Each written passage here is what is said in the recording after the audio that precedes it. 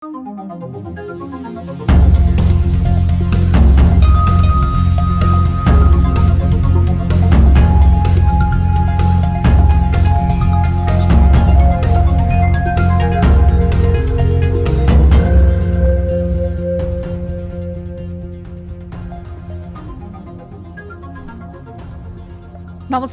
यो news 24 television prime time न्यूजमा स्वागत छ। प्रतिनिधि सभाको बैठकमा बिहीबार एमसीसी प्रस्ताव टुङ्गो लगाउने तयारी छ। एमसीसी बारे नेपाली जनमत बाँडिएको छ। संसदमा रहेका दलहरूमा पनि तीव्र मतभेद देखिएको छ। कतिपय दल तथा नेताहरूको भूमिका अस्पष्ट र द्वैध चरित्रको रहेको छ। पृष्ठभूमि जे भए पनि परिणाम एमसीसी पास वा फेल नै हो। यो सम्झौता अगाडि बढ्ने भने पनि दलहरू बीचको बेमेल र आरोप प्रत्यारोपको अवस्थाको अन्त्य हुनु जरुरी छ। संसदको परिणामपछि पनि दलहरू एक ठाउँमा उभिन जरुरी छ। के कस्ता विदेश सहयोग परियोजना स्वीकार गर्ने, के कस्ता शर्त वा प्रावधान मान्ने, कार्यान्वयनका लागि व्यावहारिक पक्षमा सुधार कसरी गर्ने भन्ने विषयमा उच्च स्तरमा सहमति बन्नुपर्छ। एमसीसीबाट नेपालले के पायो वा पाइन भन्दा पनि यसबाट हामीले कस्तो पाठ सिक्यौं भन्ने सवाल महत्त्वपूर्ण हो। अब विकास, कूटनीति लगायत विशेष मुद्दाहरूमा दलीय स्वार्थ भन्दा माथि उठ्न सक्नुपर्छ। यता नेपालमा रहेका चिनिया नागरिक आपराधिक काममा संलग्न भएको तथ्य पटक पटक उजागर हुँदै आएको छ। अवैध कल बाइपासदेखि ठगीसम्मको अपराध उनीहरूले गरेका छन्। कतिपयले त नेपालमा बसेर भारतीय नागरिकलाई धम्क्याउने गरेको तथ्य उजागर भएको छ। यसअघि एटीएम ह्याक लगायतको अपराधमा चिनिया नागरिक पक्राउ परेका थिए। यति ठूलो संख्यामा विदेशी नागरिक अनाधिकृत रूपमा नेपालमा रहने गरेबाट हाम्रो सुरक्षा व्यवस्थाबारे नै प्रश्न उठेको छ। गत वर्ष साइबर क्राइममा संलग्न चिनिया समूहमाथि नेपालको प्रचलित कानून अनुसार कारबाही हुन सकेन। उनीहरूले उन्मुक्ति पाए। नेपालबाट निष्कासन गरी ती अभियुक्तहरू चीनलाई सुम्पिएको थियो। गैर कूटनीतिक व्यक्तिहरू पनि कूटनीतिक सरहको व्यवहार गरियो। यस्तो गर्दा पनि आपराधिक मनोवृत्ति मौलाएको हुन सक्छ। यतिखेर प्रश्न उठ्छ, यस्तै प्रकृतिको अपराध यदि चिनिया भूमिमा नेपालीले गरे उनीहरूलाई यस्तै उन्मुक्ति मिल्थ्यो होला त? अब प्राइम टाइम न्यूजका हेडलाइन्स। प्रतिनिधि सभामा बिहीबार बैठकमा एमसीसीमाथि छलफल हुने, गठबन्धनमा मतभेद बढ्दा एमालेसँग नजिकियो कांग्रेस।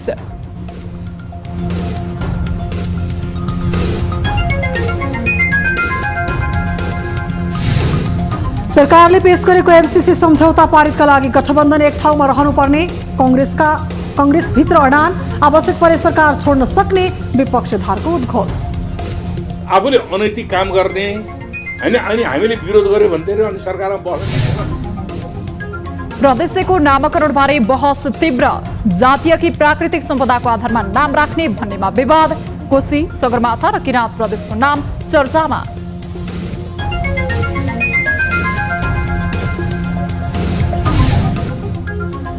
मुलुकको अर्थतन्त्र सङ्कटमा पुगेकोले बढ्दो व्यापार घाटा नियन्त्रण गर्न चुनौतीपूर्ण, निर्यात बढाउने र आयात घटाउने ठोस कार्यनीति ल्याउन विज्ञको सुझाव।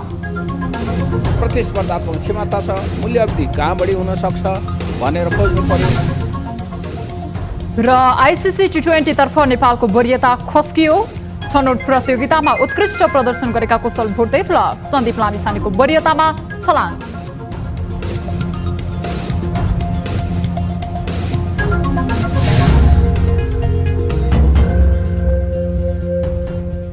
हामी निरन्तर न्यूजमा छौं। प्रतिनिधि सभाको बिहीबार बस्ने बैठकमा अमेरिकी सहयोग नियोग मिलेनियम च्यालेन्ज कर्पोरेसनसँग भएको अनुदान सहायता सम्झौतामाथि छलफल हुने भएको छ। बुधबार संसद सचिवालयले सम्भावित कार्यसूची तय गर्दै संघीय संसद बैठकमा सरकारले एमसीसीमाथि छलफलका लागि प्रस्ताव गर्ने जनाएको हो। संघीय संसदका महासचिव भरतराज गौतमद्वारा जारी सम्भावित कार्यसूची अनुसार बैठकमा अर्थमन्त्री जनार्दन शर्माले नेपाल सरकार र अमेरिकी सहयोग नियोग मिलेनियम च्यालेन्ज कर्पोरेसन एमसीसी बीच भएको अनुदान सहायता सम्झौतामाथि सामान्य छलफल गरियोस् भनी प्रस्ताव पेश गर्ने उल्लेख गरिएको छ। यस्तै कानून मन्त्री दिलेन्द्र प्रसाद बडुले महान्यायाधिवक्ताको वार्षिक प्रतिवेदन पेश गर्ने समेत कार्यसूची रहेको छ। संघीय संसदको बैठक बिहीबार दिउँसो 1 बजेका लागि बोलाइएको छ।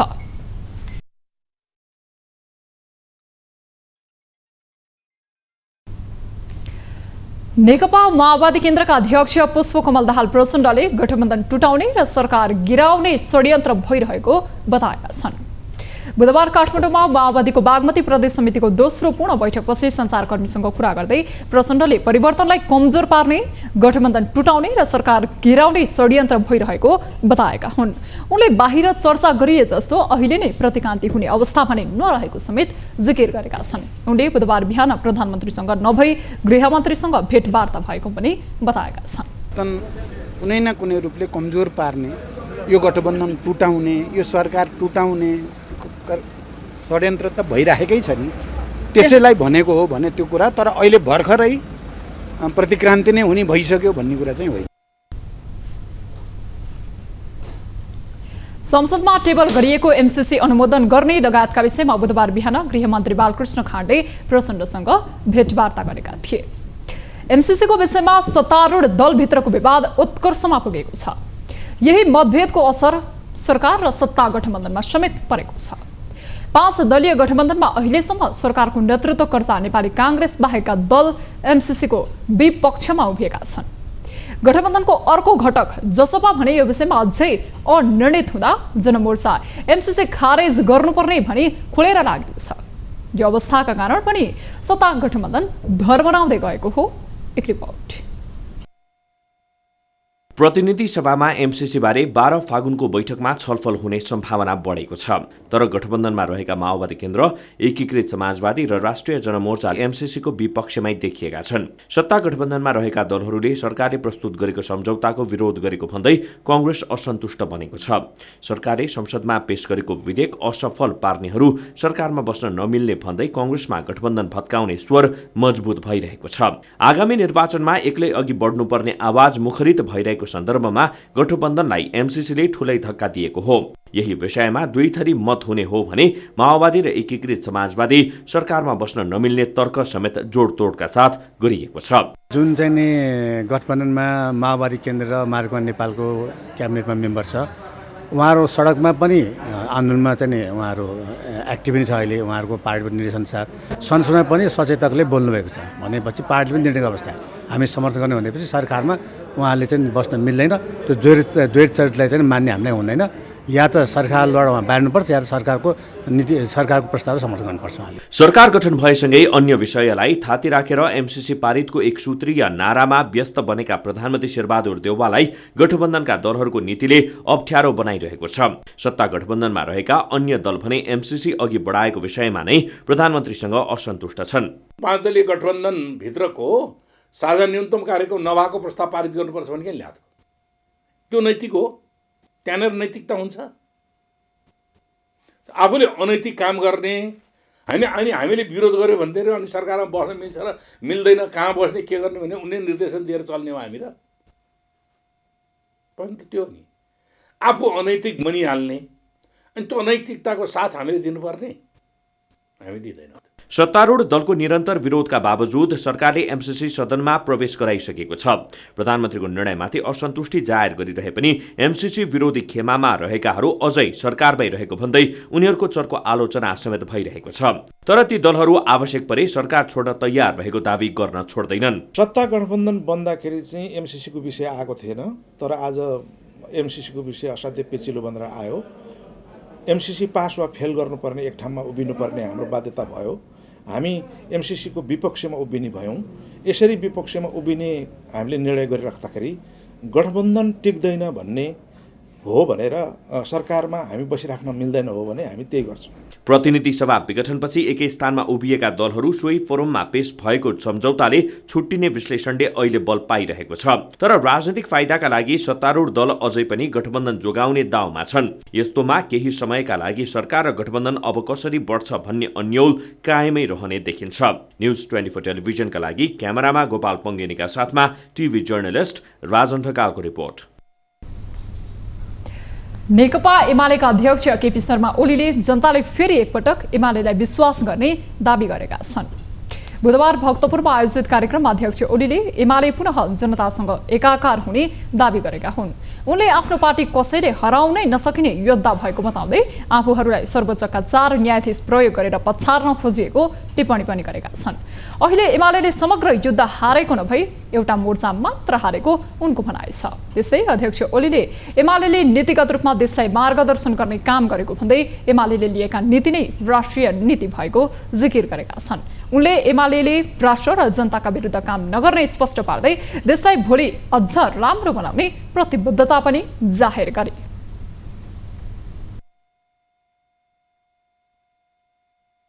जनताबाट जन्मिएको, जनताका बीचमा हुर्किएको, जनताका लागि बनेको यो पार्टी हो। देशका लागि बनेको पार्टी, जनताका लागि बनेको पार्टी, तिनको सुख समृद्धिका लागि, तिनको सुखका लागि बनेको पार्टी। त्यसकारण यसले जनताको स्नेह प्राप्त गर्छ। उनले राजनीतिमा जनताको शुभकामना र शुभेच्छा नै महत्त्वपूर्ण भएको अनुभव गरेको पनि बताएका छन्। लोकतान्त्रिक समाजवादी पार्टी लोसपाले एमसीसीका बारेमा आवश्यक निर्णय गर्ने अधिकार पार्टी अध्यक्षलाई दिएको छ। पार्टी कार्यालय बबरमहलमा बसेको लोसपा संसदीय दलको बैठकले एमसीसीका विषयमा निर्णय गर्ने अधिकार अध्यक्ष महन्त ठाकुरलाई दिने निर्णय गरेको नेता लक्ष्मणलाल कर्णले जानकारी दिएका छन्।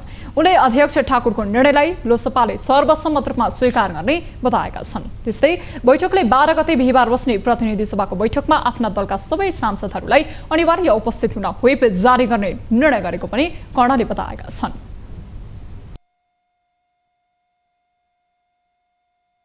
संसदमा सबै माननीयहरूलाई, पार्टीका सांसदहरूलाई अनिवार्य उपस्थित हुने भनिकन व्हिप जारी भएको छ, निर्देशन जारी भएको छ।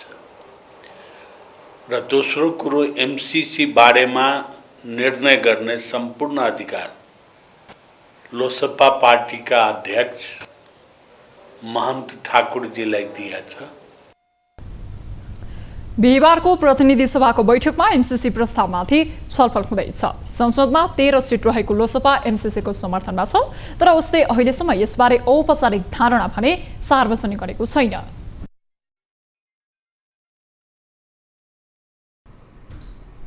हामी निरन्तर न्युजमा छौं। नेपाली कांग्रेसले बिहीबारको प्रतिनिधि सभा बैठकमा आफ्ना सांसदहरूका लागि अनिवार्य उपस्थितिको व्हिप जारी गरेको छ। बैठकमा एमसीसी बारे सैद्धान्तिक छलफल हुने भएपछि आज नै कांग्रेसले आफ्ना सांसदहरूलाई अनिवार्य उपस्थितिका लागि व्हिप जारी गरेको हो। प्रतिनिधि सभामा एमसीसी बारे छलफल हुने र त्यसलाई बहुमतले स्वीकृत गर्नुपर्ने भन्दै कांग्रेसले आफ्ना सांसदहरूलाई बैठकमा अनिवार्य उपस्थित हुन निर्देशन दिएको हो। सरकारले एमसीसी सम्झौता गत आइतबारको प्रतिनिधि सभा बैठकमा टेबल गरेको थियो। सो प्रस्तावलाई अगाडि बढाउन बिहीबार प्रतिनिधि सभा बैठक बोलाइएको छ।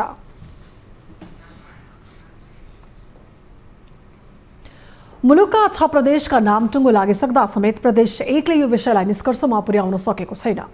नामको विषयमा दलीय सहमति जुट्न नसक्दा 4 वर्षभन्दा बढीको समयावधिमा नाम जुटाउन नसकेको अबजस समेत दलहरूले भोग्नु परेको छ। नामका विषयमा फरक धारणा राखेका कारण नामको विषय जटिल बनेको हो। एक रिपोर्ट। अघिल्लो प्रदेशसभा निर्वाचनमा अनेक प्रतिबद्धताका बावजुद प्रदेश 1 को नाम अझै टुङ्गिन सकेको छैन। प्रदेशसभामा रहेका दलहरूले आफूले प्रस्ताव गरेको नाममा अडान कायम राखेकै कारण यो अवस्था आएको हो। यति बेला प्रदेश 1 मा जातीय पहिचान र भौगोलिक आधारमा प्रदेशको नामहरू चर्चामा आएका छन्। कोशी, मेची, सगरमाथा, लिम्बुवान, खुम्बुवान, विराट प्रदेश, पूर्वी प्रदेशको नाम प्रस्तावित छन्। सत्तारूढ दल निकट भातृ संगठन लिम्बुवान राष्ट्रिय मोर्चा, किरात राष्ट्रिय मुक्ति मोर्चा सहित 21वटा जातीय सङ्घ संगठनले पहिचानको मुद्दालाई सम्बोधन नगरे प्रदेशको नाम स्वीकार नगर्ने धम्की दिएको छ। यसले पनि प्रदेशको नामाकरण अगाडि बढ्न कठिन भएको हो। तर अब भने नामाकरणको विषयलाई लम्ब्याउन नहुने निष्कर्षमा सत्तारूढ दल पुगिसकेको छ। सीमाङ्कन गर्दाखेरि सामर्थ्यलाई ध्यान दिने र नामाङ्कन गर्दा ऐतिहासिक निरन्तरता लगायतका विभिन्न त्यसका सब बुलेटमा 5वटा आधारहरू विभिन्न थिए।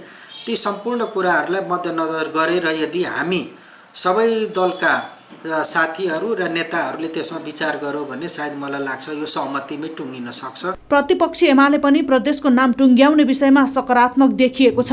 यसअघि सरकारमा हुँदा नामको विषयमा सहमति खोजेको उल्लेख गर्दै कुनै जात विशेष वा धर्म विशेष नभएर सबैलाई स्वीकार्य हुने नाम आए सहमत हुने जनाएको छ। कुनै जात विशेष, कुनै धर्म विशेष या कुनै यो या त्यो पक्षलाई चाहिँ असहज हुने खालको होइन। एक नम्बर प्रदेशवासीहरूका लागि सर्वग्राह्य हुने, सर्वस्वीकार्य हुने खालका नाम कहीँ कतै कसैबाट आए पनि नेकपा एमाले त्यसका लागि तयार छ। स्थानीयहरू पनि प्रदेशको नाम तोक्दा सर्वस्वीकार्यता खोज्नुपर्ने लाइनमा देखिएका छन्। कुनै जात जाति धर्मको आधारमा नभई भौगोलिक आधारमा प्रदेशको नामाकरण हुनुपर्ने जनमत बलियो रहेको छ। कुनै एउटा दुईटा जात जातिको मात्र नाम राख्दा यसलाई अरू जात जातिहरूलाई अलिकति चित्त दुख्ने कुरा हुन्छ। त्यसकारण हामीले अरू प्रदेशको नामाकरण हेर्नुभयो भने जसरी गण्डकी राखेको छ, लुम्बिनी हालेको छ, बागमती हालेको छ, त्यही तरिकाले चाहिँ कोशी हाल्दा चाहिँ उपयुक्त हुन्छ भन्ने मलाई लागेको छ। मलाई लाग्छ प्रदेशको नाम राख्दाखेरि कुनै जात विशेषलाई भन्दा पनि भूगोललाई हेरिनुपर्छ, किनभने एक नम्बर प्रदेशले तीनैवटा भूगोललाई छुएको छ। प्रदेश 1मा यति बेला सत्ता गठबन्धनको बहुमत भए पनि एमालेको मत समेत उल्लेख्य रहेको छ। सत्ता गठबन्धनमा नै नामको विषयमा मतभेद रहेकाले एमाले यो विषयमा निर्णायक हुन सक्छ। आगामी फागुन 15 का लागि बोलाइएको बैठकमा नामकै विषयले महत्त्व पाउने भएकाले दलहरूकै काँधमा सबै जिम्मेवारी आइलागेको छ। न्युज 24 टेलिभिजनका लागि मोरङबाट टिभी जर्नलिस्ट तारा आचार्यको रिपोर्ट। अमेरिकी सहयोग परियोजना एमसीसी प्रतिनिधि सभामा निर्णयार्थ प्रस्तुत हुने भएसँगै संसदीय गणितबारे चासो बढेको छ। संसदको गणितबारे बुझ्न धेरै कठिन नभए पनि दलहरूको भूमिका नै अन्यल, अस्पष्ट र द्वैध चरित्रको हुँदा परिणामको अनुमान भने जटिल बनेको छ। एक रिपोर्ट। लामो रस्सा कसेपछि एमसीसीले संसदमा प्रवेश पाएको छ। यस्तोमा एमसीसी कसरी पारित हुन्छ भन्दै संसदीय गणितको चर्चा समेत बढिरहेको छ। प्रतिनिधि सभाको सबैभन्दा ठूलो दल नेकपा एमाले एमसीसीको पक्ष वा विपक्षमा उभिने स्पष्ट गरेको छैन। नेकपा एमाले विभाजनमा माधव कुमार नेपाल लगायतलाई कारबाही नगरेको भन्दै सभामुखको बहिर्गमनलाई एमाले मुख्य मुद्दा बनाएको छ। एमाले एमसीसी जस्तै आम नागरिकको चासोको मुद्दामा पनि अन्य प्रक्रियामा चाहिँ गर्ने हो कि होइन अझै स्पष्ट छैन। नाराबाजी गरिरहने तर संसदको कारबाही चलिरहने शैली अपनाए परिणाम एक किसिमले आउँछ, तर पक्ष वा विपक्षमा खुलिएर उभिए अर्कै खालको नतिजा आउने निश्चित छ। प्रतिनिधि सभामा एमालेका 98 जना सांसद छन्। मतदानको प्रक्रियामा गएमा भीम रावल लगायत आधा दर्जन जतिको मत विपक्षमा पर्ने सम्भावना छ। एमाले बैठकमा आफ्ना सबै सांसद उपस्थित गराए पनि गणपूरक संख्या बढी चाहिन्छ।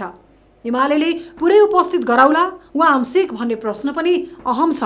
एकपटक हेरौं संसदको अङ्क गणित। एमाले 98, कांग्रेस 63, माओवादी 49, एकीकृत समाजवादी 23, जसपा 21, लोसपा 13, राप्रपा 1, राजमो 1, नेमकिपा 1 र स्वतन्त्र 1।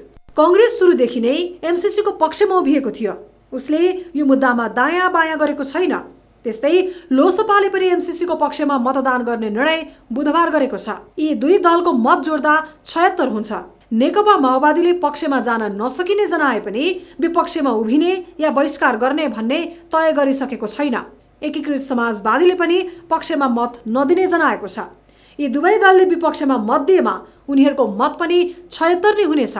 यसबाहेक राप्रपा, राष्ट्रिय जनमोर्चा, नेमकिपा पनि एमसीसीको पक्षमा छैनन्। संसदबाट ध्वनि मतबाटै प्रस्ताव पारित गराउने योजनामा प्रधानमन्त्री शेरबहादुर देउबा छन्, तर सांसदहरूले भोटिङ प्रक्रियाको माग गरेमा त्यो प्रक्रियामा जान सक्छ। प्रतिनिधि सभामा हाल 271 जना सांसद कायम रहेकाले बैठक बस्न 68 जना सांसद आवश्यक पर्छ। एमसीसी यथास्थितिमा पारित गर्न सकिन्न भने दलहरूले विपक्षमा मतदान गर्ने कि नगर्ने, संसदमा उपस्थित हुने वा नहुने, तटस्थ बस्ने वा नगर्ने जस्ता प्रश्नसँग एमसीसीका भविष्य जोडिएको छ। न्युज 24 टेलिभिजनका लागि राजनीतिक ब्युरोको रिपोर्ट। संसदमा अमेरिकी सहयोग परियोजना एमसीसी पेश भएसँगै सत्ताको नेतृत्व गरिरहेको कांग्रेसको दौडधुप बढेको छ। पहिले सत्तारूढ दलभित्र मात्र सीमित रहेको कांग्रेसको छलफल अहिले विपक्षी दल एमालेसँग पनि भाग लिएको छ। तर कांग्रेसले एमालेसँगको संवादलाई बढाएसँगै सत्ता गठबन्धनमा अविश्वासको वातावरण बन्ने जोखिम बढेको छ। एमसीसीको विपक्षमा माओवादी लगायतका दल खुलिसकेको अवस्थामा एमालेसँग कांग्रेसले भेटवार्ता बढाउनुलाई अर्थपूर्ण रूपमा हेरिएको छ। एक रिपोर्ट। गठबन्धनमा रहेका 5 दलले लामो समयदेखि नेकपा एमालेसँग कुनै किसिमको सहकार्य गरेका थिएनन्। तर मंगलबार प्रधानमन्त्री एवं कांग्रेस सभापति शेरबहादुर देउवा र विपक्षी दलका नेता केपी शर्मा ओली बीच बालुवाटारमा भेटवार्ता भयो। त्यसको केही दिन अगाडि मात्रै प्रधानमन्त्री देउवा आफै अध्यक्ष ओलीलाई भेट्न बालकोट पुगेका थिए। सत्ता गठबन्धनमा साझा धारणा बनि नसकेको अवस्थामा कांग्रेसको जोडबलमा एमसीसी सदनमा प्रवेश गरियो। एमसीसी सदनमा प्रवेश भएसँगै माओवादी केन्द्र र एकीकृत समाजवादी पार्टी लगायतका दल यो सम्झौता पारित गर्न नहुने पक्षमा लागेका छन्। तर कुनै पनि हालतमा एमसीसी पारित गर्नुपर्ने अडानमा कांग्रेस छ। आफ्नो रणनीति सफल बनाउन गठबन्धनका दलहरू प्रयासरत छन्। यस्तो अवस्थामा कांग्रेसले विपक्षी दल एमालेसँग भेटघाट बढाइरहेको छ। यसलाई पारित गर्नुपर्ने आवश्यकता हो, जरुरत हो, जो राष्ट्रिय जरुरत हो, राष्ट्रिय आवश्यकता हो, राष्ट्रको हितको कुरा हो यो। त्यसले गर्दाखेरि यसलाई पास गराउनको लागि सबै पक्षहरू सहमत भएर चाहिँ के छ भने यसलाई पास गराउँ भनेर सरकारको प्रधानमन्त्रीको हैसियतले यसलाई प्रयत्न गर्नु, प्रयास गर्नु, विपक्षीहरूलाई पनि सहमतिमा ल्याउन प्रयत्न गर्नु त्यो स्वाभाविक कुरा हो र त्यसैमा प्रधानमन्त्री आफ्नो दायित्व निर्वाह गर्ने क्रममा लागे। कांग्रेस एक्लैले एमालेसँग भेटघाट बढाएसँगै माओवादी लगायतका दलमा असन्तुष्टि बढेको छ। एमसीसी सम्झौता पास नहुने देखेपछि गठबन्धन फुटाएर भए पनि अगाडि बढाउने रणनीतिमा कांग्रेस रहेको उनीहरूको बुझाइ छ। तर एमालेका नेता पछिल्लो समय कांग्रेस र एमाले बीच भेटवार्ता हुनुलाई गठबन्धनका दलले दोहोरो चरित्र देखाउँदाको उपज मान्छन्। सरकारबाट आफ्नो सहभागिता अन्त्य गरेका छैनन्। मन्त्रीहरू भएर झण्डा हल्लाइरहेका छन्, उही मन्त्री परिषदमा बसेर निर्णय गरिरहेका छन् र उनै पार्टीका कार्यकर्ताहरूलाई सडकमा उभ्याएर फेरि आफै सहभागी भएको सरकारबाट लाठीचार्ज गराइरहेका छन्। यो अवस्थाको अन्त्य गर्नका लागि मुलुकको सबभन्दा पहिलो र ठुलो पार्टी नेकपा एमालेसँग प्रधानमन्त्रीले जुन छलफल आरम्भ गर्नुभएको छ हामीले सकारात्मक रूपमा लिएका छौँ। एमसीसी सम्झौतालाई कांग्रेसको जोडबलमा मात्रै अघि बढेको गठबन्धनका अन्य दलको आरोप छ। संसदमा प्रवेश भइसकेको विषयमा छलफल गरे पनि यथास्थितिमा समर्थन गर्न नसकिने उनीहरूको अडान छ। स्थितिमा संविधान एमसीसीलाई समर्थन नगर्ने भन्ने कुरा त हाम्रो क्लियर नै छ। यथास्थितिमा हामी गर्दैनौँ। तर पछिल्लो टाइममा अलिकति लरबर जस्तो, अलिकति अलमल जस्तो किन देखिएको भने हामीलाई के लाग्थ्यो भने अब अमेरिकाले सदासहायतापूर्ण नेपाल जस्तो एउटा उत्पीडित देशलाई सहयोग गर्ने खोजेको, हामीलाई उकास्नै खोजेको भनेदेखि हाम्रो जुन चासो छ त्यसलाई पनि सम्बोधन गर्नेछ। हाम्रो संविधानभन्दा माथि राखेर, हाम्रो कानुनभन्दा माथि राखेर हामीले चाहिने तपाईँहरूको यो जुन लगानी छ या अनुदान छ यो खान चाहन्नौँ भन्ने कुरालाई उसले गम्भीरतापूर्वक लिनेछ भन्ने कुरा हाम्रो बुझाइ थियो। एमसीसीको विषयले सत्तारूढ गठबन्धनमा असमझदारी बढाइरहेको छ। यस्तोमा कांग्रेसले एमालेसँगको सम्बन्ध बढाउने चाहनाका कारण गठबन्धनको जग हल्लिएको छ। यस्तो अवस्थामा सत्ता गठबन्धनभित्र साझा धारणा बनेर एमसीसी अगाडि बढ्छ, एमसीसी पास गर्न एमालेले साथ दिन्छ या स्पष्ट बहुमत नहुँदा एमसीसी खारेज हुन्छ, त्यो भने अझै अन्योलमा छ। न्यूज 24 टेलिभिजनका लागि क्यामेरामा गोपाल पङ्गेनीका साथमा टिभी जर्नलिस्ट सरोज बस्यालको रिपोर्ट। संसदीय समितिले काठमाडौँ तराई मधेस द्रुत मार्ग आयोजनाको प्याकेज नम्बर 4 र 5 को ठेक्का प्रक्रियाको यथार्थ विवरण पेश गर्न सरकारलाई निर्देशन दिएको छ। सिंहदरबारमा बुधबार बसेको प्रतिनिधि सभा अन्तर्गतको विकास तथा प्रविधि समितिले सो निर्देशन दिएको हो। आयोजनाको प्याकेज नम्बर 4 र 5 को ठेक्का प्रक्रिया पूर्व तयारीको कार्य सम्पन्न नगरी सुरु गरेको र कानुन सम्मत नभएको भनी प्रश्न उठेको थियो। सोही कारण यसको यथार्थ विवरण 7 दिनभित्र समितिमा पेश गर्न रक्षा मन्त्रालय र आयोजनालाई निर्देशन दिएको हो।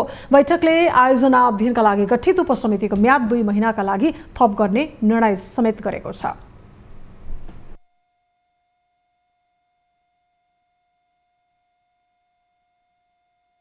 काठमाडौँ तराई मधेस द्रुत आयोजनाको समितिको उपयुक्त स्थलगत अध्ययन भ्रमण अवलोकन गर्ने निर्णय गर्दछ। हामीले यो भ्रमणको लागि चाहिँ एउटा अलि चाँडै निर्णय गरौँ भन्ने हो।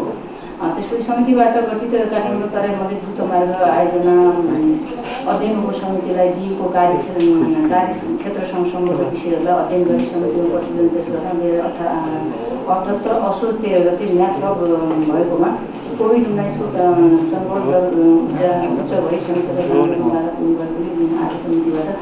2 महिनाको लागि समिति उपसमितिको रूपमा थप गर्ने निर्णय गरियो। बैठकमा आयोजनाका निर्देशक प्राविधिक सहायक रथी विकास पोखरेलले खोकनामा भएको जग्गा समस्या समाधानको प्रयास भइरहेको बताए। उनले आयोजनामा देखिएका अन्य समस्या समाधानका लागि मातहतका मन्त्रालयसँग समन्वय भइरहेको जानकारी गराए। कुरा गरेर पेश गर्छौँ तर के भनेदेखि सबै डकुमेन्ट पेश गरेर काम सुरु गर्दाखेरि चाहिँ हजुरको यो अब मैले हजुरलाई जाहेर गरेँ, अब हामीले टेन्डर गऱ्यौँ, काम सुरु गऱ्यौँ। अब काम गर्दै जाँदाखेरि अलिकति जग्गा पर्दा छ, अब त्यसलाई फेरि सप्लिमेन्ट्री आएर 7 महिना प्रोजेक्टको काम गर्नु भन्दा पनि त्यो अध्ययन गरिसकेर हामीलाई एप्रुभल दियो भने हामी त्यो चाहिँ प्रतिबद्धता चाहिँ हामी जे गर्नुपर्ने डकुमेन्टेसन हामी पेश गर्छौँ। त्यस्तै समिति सदस्यहरूले आयोजनामा देखिएका समस्याहरूलाई समाधान गर्दै तोकिएको समयमा नै सम्पन्न गर्नुपर्ने धारणा राखेका थिए। 2081 को पुस महिनासम्ममा आयोजनाको निर्माण सक्ने तयारी सेनाको छ। परराष्ट्र मन्त्रालयले युक्रेनमा रहेका नेपालीलाई स्वदेश फर्किन आग्रह गरेको छ। बुधबार विज्ञप्ति जारी गरी अति आवश्यक कामले त्यही बस्नु परेको अवस्थामा बाहेक उपलब्ध व्यावसायिक हवाई उडान उपयोग गरी स्वदेश फर्किन आग्रह गरेको हो। परराष्ट्र मन्त्रालयले अति आवश्यक अवस्थामा बाहेक हाललाई युक्रेन भ्रमण स्थगित गर्न समेत भनेको छ। रुससँगको तनावका कारण युक्रेनमा पछिल्लो समय हिंसात्मक घटना हुन सक्ने भन्दै मन्त्रालयले सचेत हुन आग्रह गरेको हो। युक्रेनका लागि समेत सहप्रमाणीकृत नेपाली राजदूतावास बर्लिन युक्रेनमा रहेका 38 भन्दा बढी नेपाली नागरिकहरूसँग सम्पर्कमा रहेको र उनीहरू सबै सकुशल रहेको समेत मन्त्रालयको विज्ञप्तिमा उल्लेख छ। मन्त्रालयले युक्रेनमा रहेका नेपालीलाई कुनै समस्या परेमा बर्लिनमा रहेको दूतावासमा सम्पर्क गर्न पनि आग्रह गरेको छ। न्युजहरू अझै बाँकी नै छन्। अब पालो लाइफ बोय हात धुने ब्रेकको।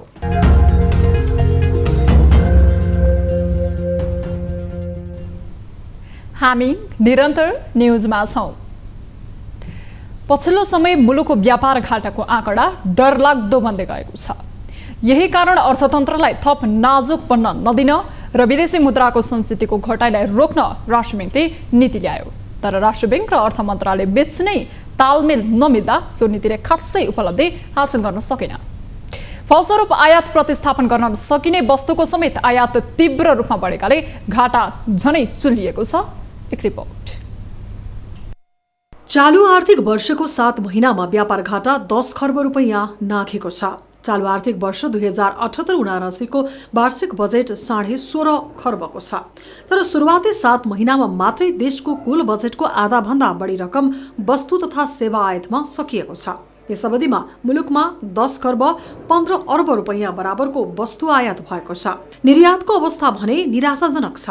कोरोना महामारीका कारण कमजोर बन्दै गएको मुलुक आर्थिक अवस्थालाई बढ्दो व्यापार घाटाले झनै थिलथिलो बनाएको हो, जसलाई अर्थविदहरूले आर्थिक सङ्कटको सङ्केतको रूपमा लिएका छन्। एकातिर हामी चाहिँ नि यो पुँजीगत खर्च भएन भनिराखेका छौँ, अनि निर्वाचन पनि आउँदैछ। फेरि त्यो निर्वाचनले पनि हाम्रो आयातलाई बढाउँछ। त्यसकारणले गर्दा पनि स्वाभाविक ढङ्गले बजेटलाई चाहिँ नि आयातले व्यापार घाटाले उछिन्ला जस्तो छ। अब यो चाहिँ धेरै राम्रो सङ्केत होइन। चालू आर्थिक वर्षको माघ मसान्तसम्मको मात्रै व्यापार घाटा 38.45% बढेको भन्सार विभागको तथ्याङ्कले देखाएको छ। आयातको तुलनामा निर्यात 10% मात्रै छ। चुलिँदै गएको व्यापार घाटा र घट्दै गएको विदेशी मुद्राको सञ्चितले राष्ट्र ब्याङ्कलाई नै अप्ठ्यारो पार्यो। यो अवस्थाको अन्त्य गर्न आयात प्रक्रियालाई कसिलो समेत बनायो, तर नतिजा अपेक्षाकृत आउन सकेको छैन। जसकारण राष्ट्र ब्याङ्कको यस्तो अस्थायी नीति मात्रै होइन, सरकारको निर्यात बढाउने र आयात घटाउनका लागि ठोस कार्यनीति ल्याउन आवश्यक छ। परियोजनाहरूको लागि मेसिनरी पूर्चास रोक्न भएन। पेट्रोलियम पदार्थलाई जिरो बनाउन सकिँदैन होइन, तर कति न्यूनीकरण गर्न सकिन्छ। एकातिर त्यो लाग्नु पर्यो, आयातलाई प्रतिस्थापन गर्नु पर्यो। अर्को निर्यातलाई चाहिँ नि सेलेक्टिभ ढङ्गका वस्तुहरू निर्यात गर्नलाई हाम्रो चाहिँ नि कहाँनिर हाम्रो प्रतिस्पर्धात्मक क्षमता छ, मूल्य अवधि कहाँ बढी हुन सक्छ भनेर खोज्नु पर्यो। जुन हिसाबमा व्यापार घाटा बढ्दै गएको छ त्यसलाई आंकलन गर्ने हो भने आर्थिक वर्षको अन्तसम्ममा व्यापार घाटा मुलुकको बजेट भन्दा पनि बढी हुने निश्चित छ। यो समस्या हालै सुरु भएको होइन। विगतमा पनि सरकारी नीतिकै कमजोरीले व्यापार घाटालाई बढावा दिइरहेको थियो, तर अझै पनि यो कमजोरी सुध्रन नसक्नु भने समस्या नै हो। न्युज 24 टेलिभिजनका लागि क्यामेरामा प्रभात थापाका साथ टिभी जर्नलिस्ट खगेश्वरी कार्कीको रिपोर्ट। खोटाङ जिल्लामा यति बेला धमाधम जलविद्युत आयोजनाहरू सम्पन्न भइरहेको छ। ठुला आयोजना भन्दा पनि सानो आयोजनाको काम तीव्र रूपमा भइरहेको छ। हालै साप्सु खोलाको 6.6 मेगावाट परियोजना पूरा भई उत्पादन नै सुरु भएको छ। सो विद्युत राष्ट्रिय प्रसारण लाइनमा जोडिएकाले आयोजनाले नियमित काम समेत गरेको छ। एक रिपोर्ट। खोटाङको 6.6 मेगावाट क्षमताको साप्सु खोला जलविद्युत आयोजनाबाट उत्पादित विद्युत राष्ट्रिय प्रसारण लाइनमा जोडिएको छ। हलेसी तुवाचुङ नगरपालिका 11 राजापानी स्थित साप्सु खोलाबाट उत्पादित विद्युत नेपाल विद्युत प्राधिकरणको 33 केबी जलजले बुइपा प्रसारण लाइन मार्फत नेशनल ग्रिडमा जोडिएको हो। 3 स्टार हाइड्रो पावर कम्पनी लिमिटेडले करिब 1 अर्ब 50 करोड रुपियाँमा 2 वर्षमा खोटाङको अर्ध जलाशययुक्त साप्सु खोला जलविद्युत आयोजनाको काम पूरा गरेको हो। आयोजनाको सिभिल कन्स्ट्रक्सन, हाइड्रो मेकानिकल र इलेक्ट्रोमेकानिकलको काम सम्पन्न भएसँगै गत 14 मङ्सिरदेखि परीक्षण उत्पादन सुरु गरिएको 3 स्टार हाइड्रो पावर कम्पनीले जनाएको छ। हामीले यो एनएको ग्रिड मेन लाइनमा यसलाई जोडिसकेको छौँ र त्यसपछि निरन्तर रूपमा यो परीक्षण कालहरूमा चल्दै आइरहेछ। अब हामी चाहिँ नि एनएको एउटा प्रोसेसमा त्यो सिओडीको लागि हामी वेट गर्दैछौँ, पुरिरहेछौँ। वर्षायाममा 6.6 मेगावाटबाट विद्युत उत्पादन हुने बताइएको छ। हिउँदको समयमा भने खोलामा पानी घट्ने र उत्पादन क्षमतामा ह्रास आउने भएकाले पिक आवरमा पूर्ण क्षमताकै विद्युत आपूर्तिका लागि संयन्त्र बनाइएको छ। उनीहरूले आफूलाई असहज भए पनि सो क्षेत्रको बाटो मर्मतको माग गरेका छन्। पश्चिम जानु परेन, कहीँ अरू ठाउँ जानु, पोखरा जानु परेन, बाहिर जानु परेन, विदेश जाने पनि यहाँ आएर काम गरे। त्यो रोजगार उनीहरूले राम्रै तरिकाले पाएको महसुस उनीहरूले गरिरहेका छन्। यसअघि 2077 साल भदौमा 3 मेगावाट क्षमताको माथिल्लो रावा खोला साना जलविद्युत आयोजना र 2073 मङ्सिरमा 1 मेगावाट क्षमताको मेवा खोला हाइड्रो पावरलाई राष्ट्रिय प्रसारणमा जोडिएको थियो। 2 वर्षसम्म साप्सु खोला जलविद्युत आयोजनाको काम सञ्चालन हुँदा सयौं स्थानीयले रोजगार पाएका थिए। हाम्रो यो हाइड्रो पावर बस्दाखेरि यहाँको स्थानीय मान्छेहरूलाई रोजगार हैन करिब 200-400 जना मान्छेले चाहिँ यहाँनिर एउटा रोजगार सिर्जना भएको थियो। कतिले यहाँको मान्छेले गर्नुभयो, कति बाहिरको मान्छेले गर्नुभयो। आयोजनामा हिमालयन बैंक र राष्ट्रिय वाणिज्य बैंकले 65% ऋण तथा डेभलपर सञ्चालकको 35% सोपुजी लगानी छ। राजापानीको बेलडाँडा स्थित पावर हाउसबाट उत्पादित विद्युत 2.5 किलोमिटर माथि पुरानो गाउँमा निर्माण गरिएको सब स्टेसन मार्फत राष्ट्रिय प्रसारणमा जोडिएको छ। न्युज 24 टेलिभिजनका लागि खोटाङबाट टिभी जर्नलिस्ट दिनराज कार्कीको रिपोर्ट। नेपालमा बसेर अवैध कारोबार गर्ने विदेशीको संख्या वात्तै बढेको छ। पछिल्लो समय प्रहरीले अवैध कल सेन्टर सञ्चालन गर्दै ठगी धन्दा चलाउने चिनिया सहित समूहलाई पक्राउ गरेसँगै यो तथ्य बाहिरिएको हो। उनीहरूले नेपालमा बसेर कल सेन्टरको आवरणमा भारतीय नागरिकलाई ठगी गरेको प्रहरी अनुसन्धानले देखाएको छ। यसअघि पनि चिनिया समूहले यस्तै ठगी धन्दा गरेको पाइएको र हालको ठगी प्रकरणमा चिनिया नागरिकको संलग्नताले कतै यो जालो अझै व्यापक छ कि भन्ने प्रश्न समेत उब्जाएको छ। एक रिपोर्ट। कल सेन्टरको आवरणमा अवैध अनलाइन कारोबारमा संलग्न केही चिनिया सहित 118 जनालाई प्रहरीले मंगलबार पक्राउ गरेको छ।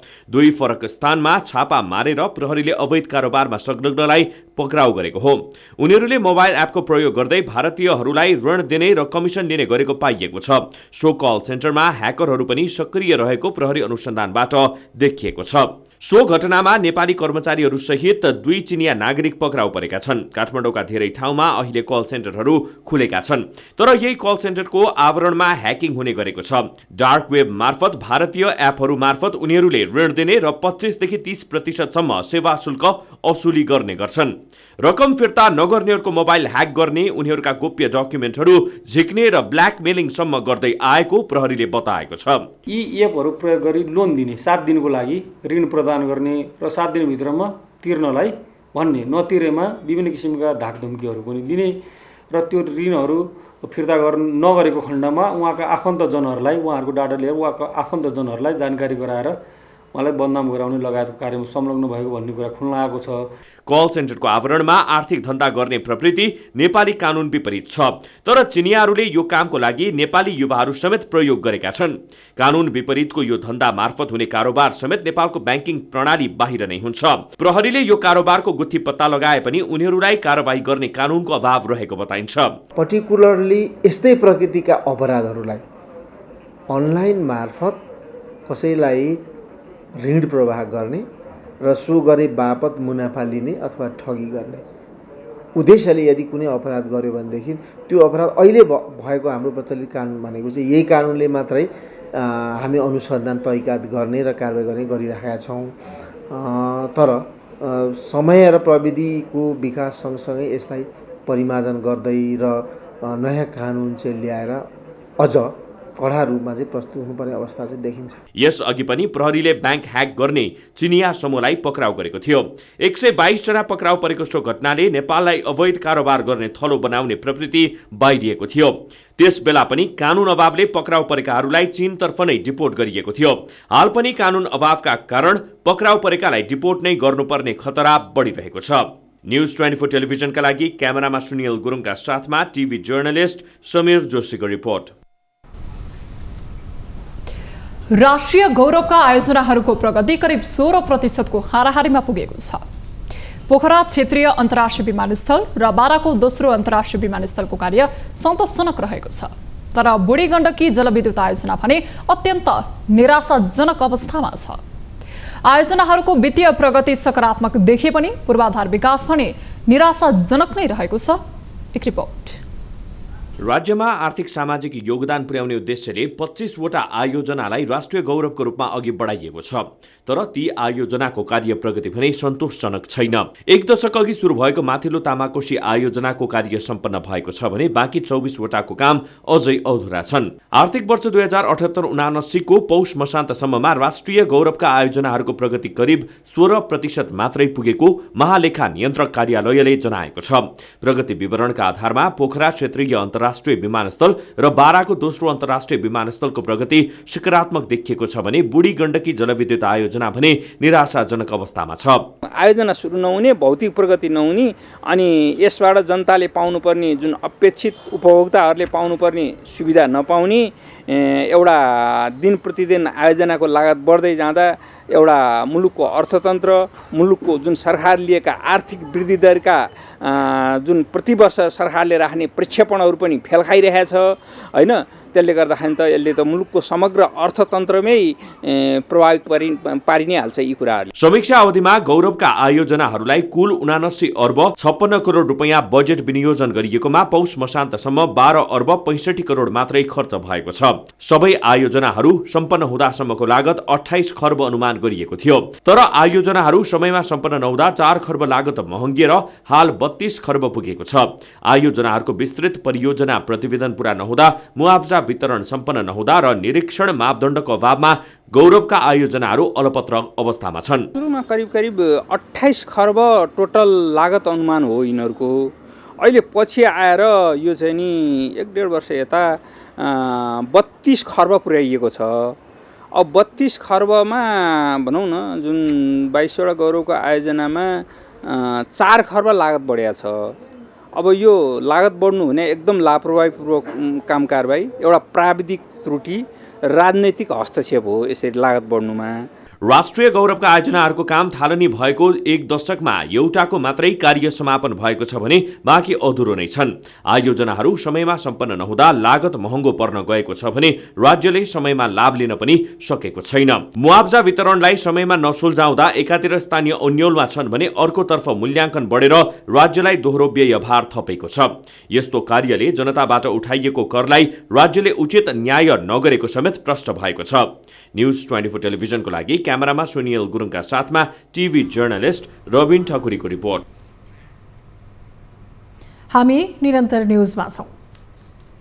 अब हेल्थ न्यूज।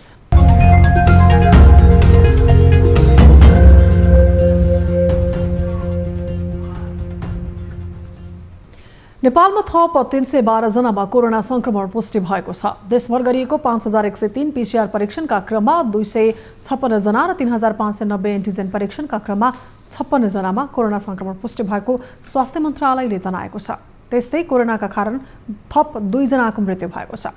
हालसम्म नेपालमा कोरोनाका कारण 11930 जनाको मृत्यु भइसकेको छ। त्यस्तै थप 911 संक्रमित निको हुँदा हालसम्म नेपालमा 9,54,341 जना निको पनि भएका छन्। हाल नेपालमा 10,090 सक्रिय संक्रमित आइसोलेसनमा र 107 जना क्वारेन्टिनमा रहेको मन्त्रालयले जनाएको छ। सर्लाहीको लालबन्दी नगरपालिकाले नगरभित्र रहेका निजी स्वास्थ्य संस्थाहरूको अनुगमन सुरु गरेको छ। निजी स्वास्थ्य संस्थाहरूले उपचारमा लापरवाही तथा मनपरी गरेको जनगुनासो बढेपछि नगरपालिकाले अनुगमन थालेको हो। अनुगमनका क्रममा केही स्वास्थ्य संस्थाहरूले आवश्यक जनशक्ति प्रक्रिया तथा कागजात नपुर्याई सञ्चालन गरेको पनि पाइएको छ। पोलिक्लिनिक तथा क्लिनिकको नाममा शय्यासहितको अस्पताल नै सञ्चालन गरेको तर औषधि वितरण गर्ने दक्ष जनशक्ति नराखेको पाइएको नगरले जनाएको छ। आवश्यक प्रक्रिया नपुर्याएका निजी स्वास्थ्य संस्थाहरू तत्काल बन्द गरिएको अनुगमन समितिले जनाएको छ। स्वास्थ्य संस्था सञ्चालन अनुमति लिनुपर्ने सम्बन्धित निकायबाट होस्, स्थानीय निकायबाट होस् अथवा चाहिँ प्रदेशबाट होस्, कसैकोमा पनि पाइएन। तिनीहरू नपाएको संस्थाहरूलाई हामीले अनुगमन गर्दाखेरि तपाईहरुको सबै कागजात पूर्ण नभएसम्मको लागि नखोल्नुस् भनेर हामी फोन गराएका छौं। लालबन्दी नगरपालिका 1, 2 र 7 मा सञ्चालित 13 वटा निजी स्वास्थ्य संस्थाहरूको अनुगमन भएको हो। अब बिजनेस न्यूज।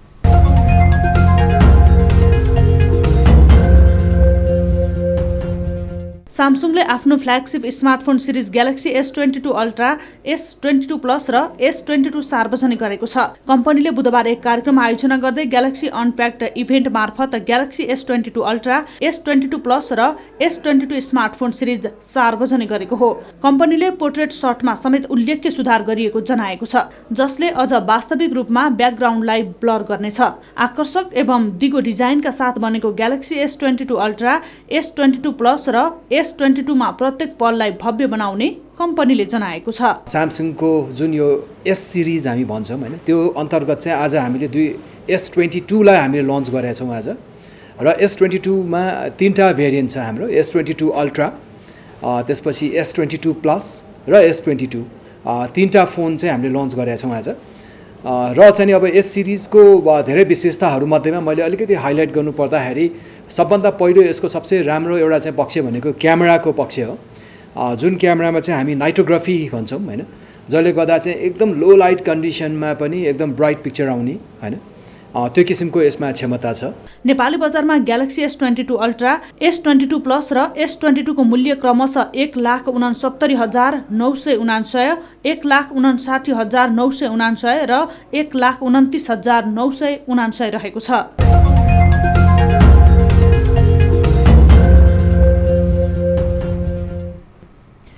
तरलता सङ्कटको अवस्थाले नेपालको अर्थतन्त्र सङ्कटमा पर्न सक्ने आशंका गरिएको छ। बुधबार नेपाल उद्योग वाणिज्य महासङ्घद्वारा आयोजित कार्यक्रममा बैंक तथा वित्तीय संस्थाहरूले कर्जामा ब्याज दर बढाउँदा लगानी प्रभावित भएको र यसले अनौपचारिक अर्थतन्त्रलाई प्रशय दिएको तर्कले स्थान पाएको छ। बढ्दो आयात तथा घट्दो रेमिट्यान्सका कारण विदेशी विनिमय सञ्चित घटेको अवस्था प्रति चिन्ता व्यक्त गर्दै अर्थविदहरूले सरकार अर्थतन्त्रप्रति गम्भीर नभएको गुनासो गरेका छन्। तरलताको अभाव गरेर हुन त स्थायी सरकार छ भन्ने बेलामा पनि तरलताको अभाव छ आउने गर्थ्यो। सामान्यतया आर्थिक वर्ष सुरु भइसकेपछि जब यो चाडबाडहरू सकिसकेपछि सानोतिनो रूपबाट चाहिँ यस्तो कुराहरू देखिने नै गर्थ्यो। देखिने गर्ने कारणहरू पनि आफैमा थिए, तर यसपटकको तरलताको अभाव भन्ने चाहिँ अलिक जटिल रूपमा भयो। यसको कारण हामीले बुझिरहेका छौँ। अर्थविदहरूले प्रशासनिक तथा राजनीतिक तहमा रहेको भ्रष्टाचारको कारण अर्थतन्त्रमा समस्याहरू देखिएको बताए। नेपाल उद्योग वाणिज्य महासङ्घका अध्यक्ष शेखर गोल्छाले ब्याङ्किङ क्षेत्रको कर्जाको ब्याज चर्को रूपमा बढेको अवस्थामा निजी क्षेत्रको लगानी सङ्कटमा परेको गुनासो गरेका छन्। कर्जाको ब्याजदर एकल बिन्दुमा राख्नुपर्ने महासङ्घको माग रहँदै आएको छ। यसलाई कसरी व्यवस्थापन गर्न सकिन्छ, किनभने उच्च ब्याजदरले अर्थतन्त्रलाई स्लो डाउन गरेको छ। यसलाई चाहिँ एकल बिन्दुमा राख्नको लागि डाइरेक्ट इन्टरभेन्सन गर्दाखेरि राम्रो होला या डिमान्ड एन्ड सप्लाईमै जोड दिँदाखेरि राम्रो होला, यस विषयमा हामी विज्ञहरूको राय जान्न खोजिरहेका छौँ। कार्यक्रममा अर्थविद तथा निजी क्षेत्रका उद्यमी व्यवसायीहरूले ब्याङ्किङ क्षेत्रमा तरलताको समस्या जटिल बन्दै गएको हुँदा सरकार गम्भीर हुनुपर्ने बताएका छन्। न्युजहरू अझै बाँकी छन्, अब पालो लाइभ बोय हात धुने ब्रेकको।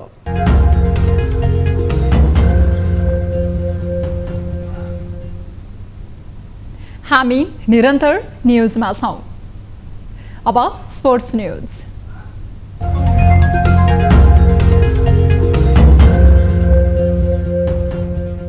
आइसिसी टी20 वरियतामा नेपालको स्तर खस्कदा केही खेलाडीले भने स्थान सुधार गरेका छन्। विश्वकप ग्लोबल छनौटको सेमिफाइनलमा पराजय भोगेसँगै नेपाल 15औं स्थानमा पुगेको हो।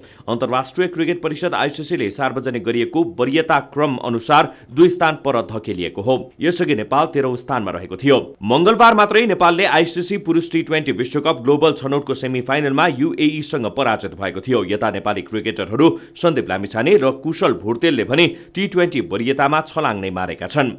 आइसिसीले सार्वजनिक गरेको नयाँ वरियता अनुसार ब्याटिङतर्फ कुशलको 9 स्थान माथि उक्लदै 39औं स्थानमा पुगेका छन्। बलर सन्दीप वरियताको 43औं स्थानमा पुगेको छ। यता दिपेन्द्र सिंह ऐरी पनि 50औं स्थानमा उक्लिएका छन्। त्यसैगरी बलिङतर्फ अविनाश बोहरा 12औं स्थान माथि उक्लदै 86औं वरियतामा आउन सफल भएका छन्।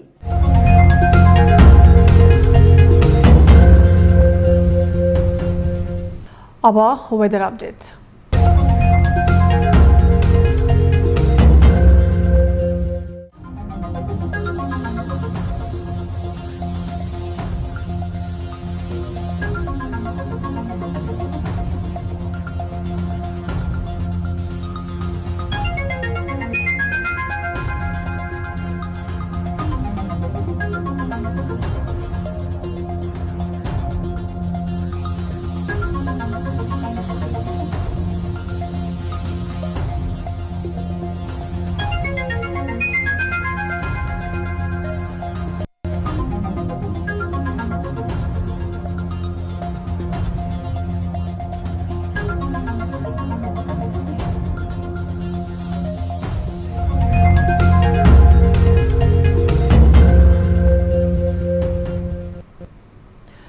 अब प्राइम टाइम न्यूज सक्नु अघि अहिलेसम्मका हेडलाइन्स पुनः एकपटक।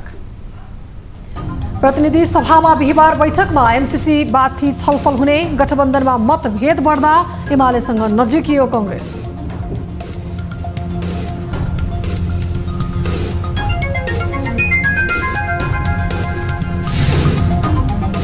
सरकारले पेश गरेको एमसीसी सम्झौता पारितका लागि गठबन्धन एक ठाउँमा रहनुपर्ने कांग्रेसको अडान। आवश्यक परे सरकार छोड्न सक्ने विपक्षी धारको उद्घोष। आफूले अनैतिक काम गर्ने हैन अनि हामीले विरोध गर्यो भन्दै अनि सरकारमा बस्दैन। प्रदेश 1 को नामाकरणबारे बहस तीव्र। जातीय कि प्राकृतिक सम्पदाको आधारमा नाम राख्ने भन्नेमा विवाद। कोशी, सगरमाथा र किरात प्रदेशको नाम चर्चामा।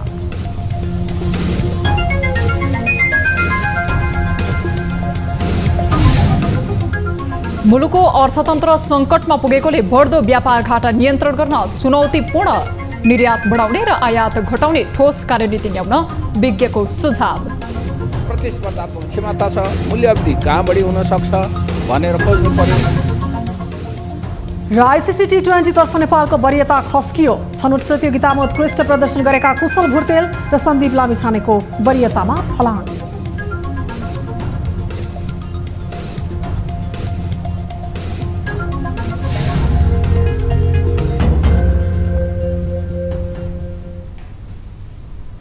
प्राइम टाइम न्यूज अहिलेलाई यति नै। जाँदा जाँदै ताली र गालीका लागि हामीले सोधेको प्रश्न। आइसिसी टी20 विश्वकप छनौटको निर्णायक प्रतिस्पर्धामा नेपाली टोली यूएईसँग पराजित हुनुलाई भाग्यले साथ नदिएको भन्ने मात्रै अर्थ लगाउन मिल्छ भन्नेले तालीमा र मिल्दैन भन्नेले गालीमा भोट गर्नुहोला। हाम्रो पात्रको एप्लिकेसनमा गएर ताली र गालीका लागि भोट गर्न सक्नुहुनेछ।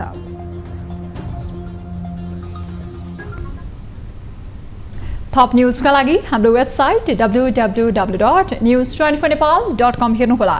साथै हामीलाई फेसबुक, ट्विटर र युट्युबमा पनि फलो गर्न सक्नुहुनेछ।